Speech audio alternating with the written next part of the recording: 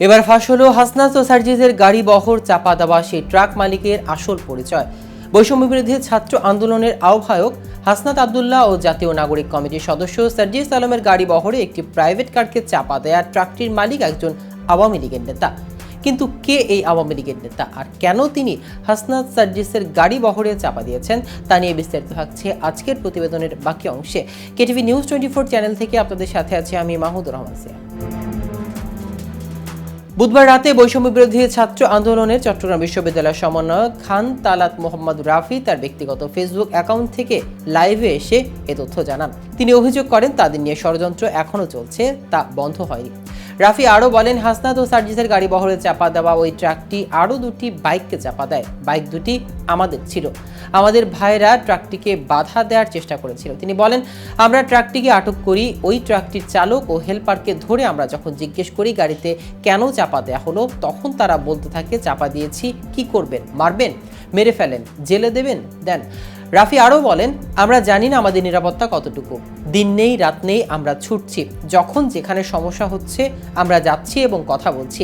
আমরা আমাদের জায়গা থেকে কাজ করছি, কিন্তু একটা মহল শুরু থেকে এখন পর্যন্ত আমাদের ক্ষতি করার জন্য উঠে পড়ে লেগে আছে। আর তার প্রতিফলন আজ আপনারা দেখছেন। জানা যায়, চট্টগ্রাম আদালতে আইনজীবী সাইফুল ইসলাম আলিফের জানাজা ও কবর জিয়ারত করে ফেরার পথে বুধবার সন্ধ্যা 7:30টার দিকে চুন্তি ইউনিয়নে হাজি রাস্তার মোড়ে হাসনাত ও সার্জিসের গাড়ি বহরে একটি প্রাইভেট কারকে চাপা দেয় ট্রাকটি। প্রাইভেট কারটির সামনের অংশ ক্ষতিগ্রস্ত হয়। চাপা দেওয়া ট্রাকটি জব্দ করে থানায় রাখা হয়েছে। আটক করা হয়েছে চালককেও। আটক চালকের নাম মুজিবুর রহমান। তার বাড়ি ময়মনসিংহের ত্রিশাল উপজেলার বৈলর গ্রামে। ট্রাক চালককে আটকের বিষয়টি নিশ্চিত করে লোহাগাড়া থানার ডিউটি অফিসার এএসআই হানিফ জানিয়েছেন, এখন ট্রাক চালক ও হেলপারকে প্রাথমিক জিজ্ঞাসাবাদ করা হচ্ছে। এদিকে হাসনাত ও সার্জিসকে হত্যা চেষ্টার অভিযোগ এনে লক্ষ্মীপুরে বিক্ষোভ মিছিল করেছে বৈষম্য বিরোধী ছাত্র আন্দোলন। বুধবার দিবাগত রাত 11:30টার দিকে বিক্ষোভ মিছিলটি জেলা শহর চকবাজার এলাকা থেকে শুরু হয়ে প্রধান সড়ক প্রদক্ষিণ শেষে শহরের উত্তর তেমুহনী এলাকায় এসে শেষ হয়। পরে ওই স্থানে সংক্ষিপ্ত সমাবেশ করে তারা। এ সময় বক্তারা বলেন, হাসনাত আবদুল্লাহ ও সার্জিস হত্যার উদ্দেশ্যে পরিকল্পনা করে এই দুর্ঘটনা ঘটানো হয়েছে। তরুণ নেতৃত্বকে মেধাশূন্য করার পায়তারা চলছে, আমরা তা করতে দেব না। এর আগে চট্টগ্রামে অ্যাডভোকেট সাইফুল ইসলাম আলিফের জানাজায় অংশ নিতে উপস্থিত হয়েছিলেন হাসনাত ও সার্জিস। বুধবার সকালে চট্টগ্রাম আদালত চত্বরে প্রথম জানাজা অনুষ্ঠিত হয়। এতে আইনজীবী, সামাজিক সংগঠনের নেতারা সহ বিভিন্ন শ্রেণী পেশার মানুষ অংশ নিয়েছেন।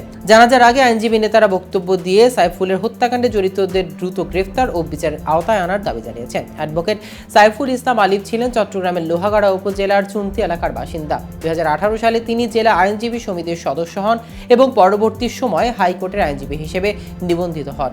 গত মঙ্গলবার বাংলাদেশ সম্মিলিত সনাতনী জাগরণ জোটের মুখপাত্র অধ্যাপক চিন্ময় কৃষ্ণ দাস ব্রহ্মচারী মুক্তির দাবিতে আন্দোলন চলাকালে সাইফুল ইসলামকে কুপিয়ে হত্যা করা হয়েছে। দর্শক, আজ এ পর্যন্তই। সারা দেশে নিত্য নতুন সকল আপডেট পেতে কেটিভি নিউজ 24 এর সাথে থাকুন। ধন্যবাদ।